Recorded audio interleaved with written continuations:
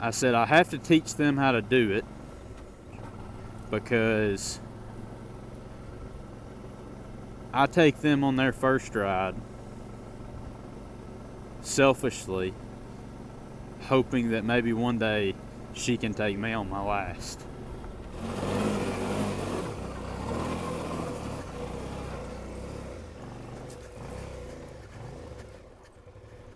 Woo! What's up, everybody? We're out here on the Vstrom today, just exploring around dirt roads. I'm in southern Middle Tennessee. Just bopping around. I don't have GPS running. Couldn't tell you where I'm going other than I'm headed due west. I'm just running any back road, dirt road I find that does not have a dead end sign on it. That's about it. I am testing out a new windscreen setup. I made a short that I posted earlier about that. If you're familiar with a V-Strom and you look at the 4 exposed holes on that mount up there, you can deduce that I've skipped to a higher position, which is not actually intended for you to do by Suzuki. But it seems to be working fine. I had to travel highway to get here, did no problem, got all the way up to around 70, 75 at one point. Was not a problem. And that allows me to get the same amount of wind protection I had previously, but I just don't have that little lip mounted up on top. And then also, another thing I plan on doing is I'm a machinist by trade, so I plan on getting me maybe an aluminum 7/8 piece of bar stock and drilling and tapping it on center with the spread for them 2 top holes. And I'll have to make some kind of little spacer and then run like a socket head cap screw in from the other side. I'm not sure if that's a road or a driveway, but run a bolt in from the other side, and I'll have a 7/8 bar there, and that will allow me to move the phone up there or put GPS up there. You could probably use the existing hole to bolt up a ram mount ball or something like that. But that is my plan for that. I know it kind of looks ugly, or to me it looks ugly just having those 4 holes exposed like that, but it'll be temporary until I can get that built. Maybe I can get it done soon here around the holidays or something, who knows.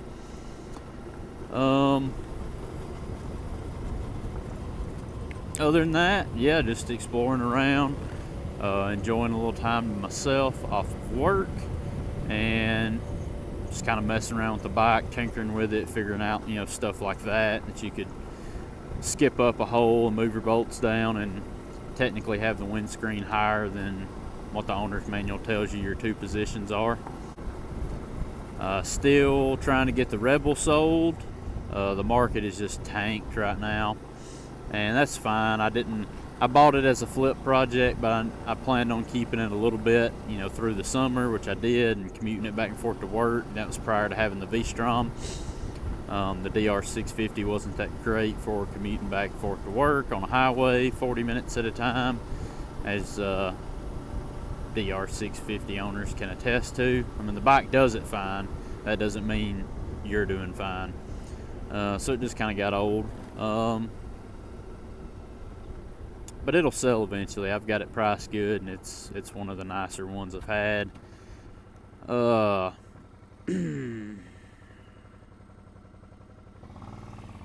Let's go right, which is further away from home. But I feel like I've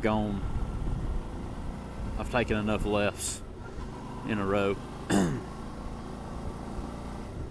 And yeah, once we get that Rebel going, I've been eyeballing maybe XT 250, KLX 230, KLX 250 or KLX 300 as well.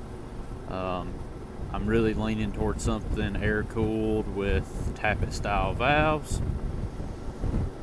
just because I know when I had the CRF 250F how much I was using it just putting around the house. And I'm not saying you can't do that on them liquid cooled bikes, they'll do just fine, especially the ones that have fans on them, you know, slow trail riding, just slow riding like that in general, it's fine. But I think I'm just leaning towards something air cooled. So XT 250, KLX 230 maybe. I prefer the XT because it's been around a lot longer. There's a lot more accessories for it, and you know, modifications for like suspension, which is soft. But I really wish I could have tagged the 250F, but in Alabama it's just not feasible. You gotta like go out of state, and it's just a headache that I didn't want to deal with. So I'm hoping it can just be like a street legal version of that bike, more or less. Mod the suspension a little bit, have more fuel range than the KLX 230. I've talked about this at length multiple times on the channel. That's kind of what I'm going to be eyeballing when the Rebel gets going, and hopefully that'll have my needs satisfied for a while. That'll give me the Vstrom to do these longer from home trips on, occasional dual track, or you know, kind of rougher roads and easy trails. And then it'll leave the dual sport for single track riding, maybe even a couple of hare scrambles here and there. Who knows, maybe an arena cross race if I get it set up properly suspension wise, and then also do something with the blinkers and stuff so that, you know, the first time you dump it you're not breaking those off. And then be able to put the kids around the yard on it. Not worry about having something that's super high maintenance as far as valves go and things like that.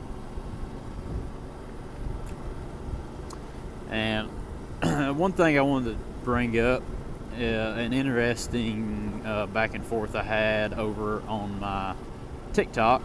If you're on TikTok, find me. I'm on there. I don't post often, and when I do, it's usually clips.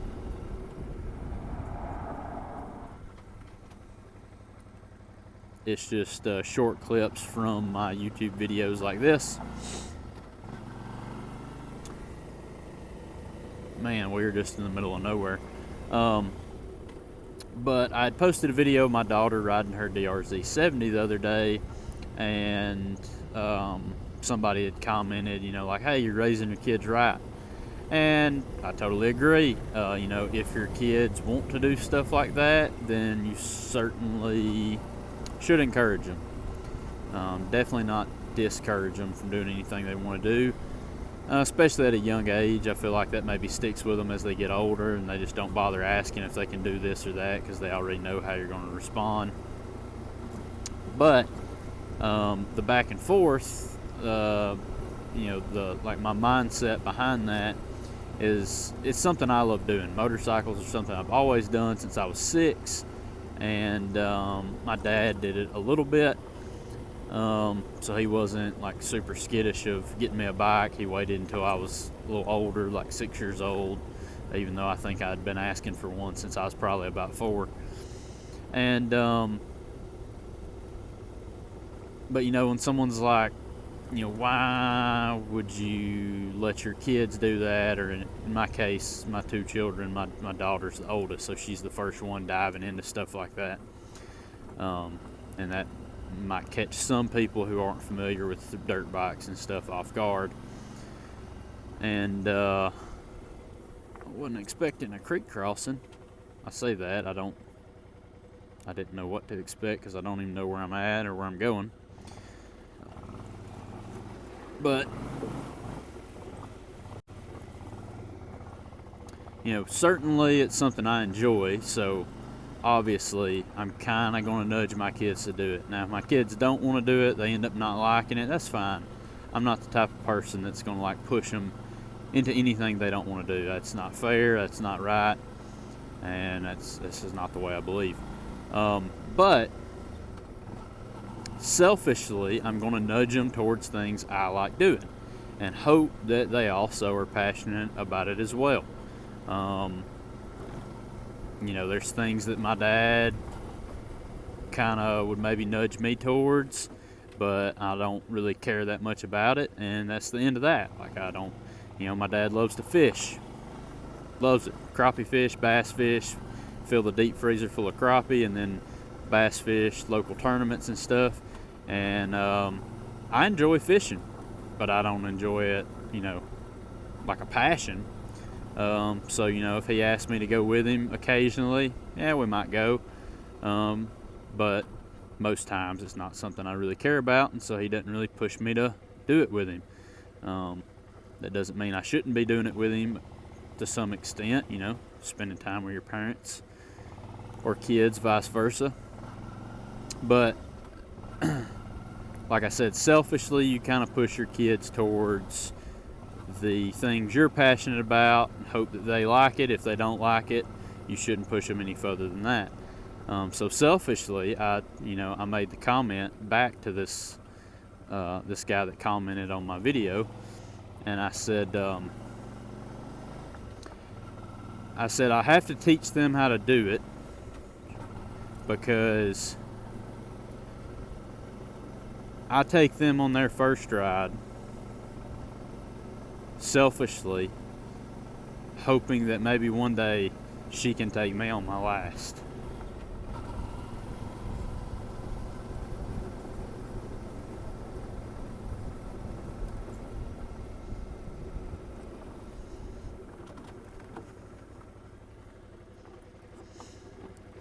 And it really doesn't matter what you're passionate about. How awesome is that?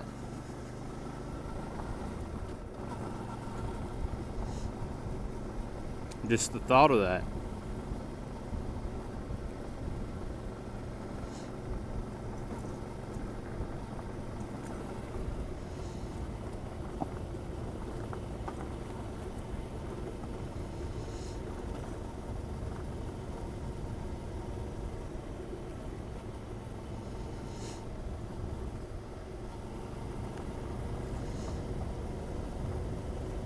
And it's not just hobbies and things you do for fun either. That's with everything in life.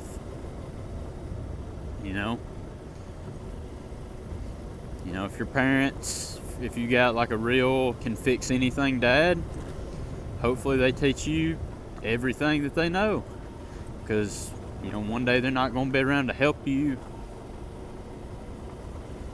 do some of that stuff.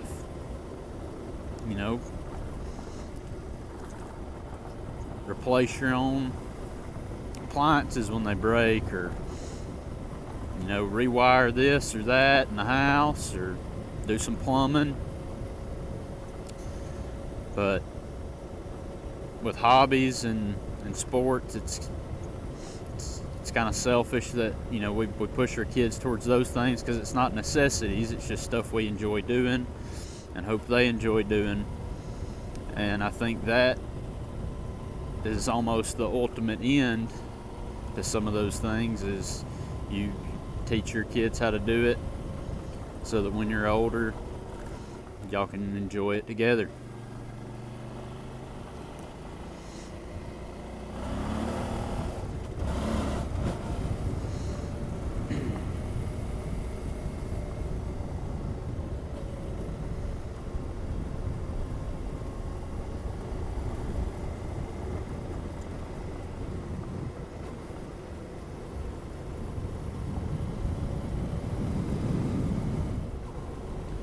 Man, at this point, I've probably been riding nothing but dirt roads for an hour. I have stumbled across a holy grail of dirt roads that I had no idea was here. I knew that when you look at Google Maps for this area, I've always known, like, it looks like a bunch of dirt roads. But I've been out here a solid hour. And I'm not talking about just putting like this the whole time. There's some stretches of these dirt roads where I've clicked 6th, just cruising long straight stretches. So this is pretty amazing. Southern Middle Tennessee area around West Point, Tennessee, if you want to get on Google Maps and check it out. And if you're looking at West Point, just turn on the satellite view and look northwest. And I've just been making loops. I have had to backtrack. I made a big circle that came back across itself at one point and had to backtrack probably 2 miles, not far. But dirt roads and groups of dirt roads just do not exist like this in North Alabama anymore. And if my internal compass is correct, I'm getting very close to just being back on a main road. And I could be wrong.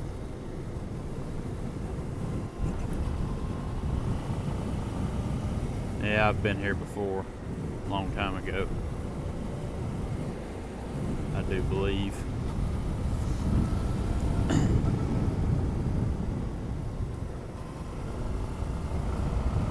But I didn't get here the same way I got here today, I can tell you that. I'm gonna have to get home and figure out just how many miles of dirt road riding I did today. This is a lot, and this is probably gonna be where I host my next Deal Sport ride out of the North Alabama Deal Sport Riders group. I don't run or own that group or manage that group, but I do post there when me and buddies are planning big rides, and we've had some good turnouts in the past, so this will probably be my next one. And with that, I'm gonna go ahead and call it a day. Hope you liked the video. Subscribe, share. You know, I usually don't say those things, but if you made it to the end, you probably already are. If you aren't, go ahead. You know, used to, you just had to impress your viewers. Now you have to impress the algorithm. So a like and a share, or just a subscribe, I mean, and that goes a long way to helping the channel out. And we will see y'all in the next one. Peace.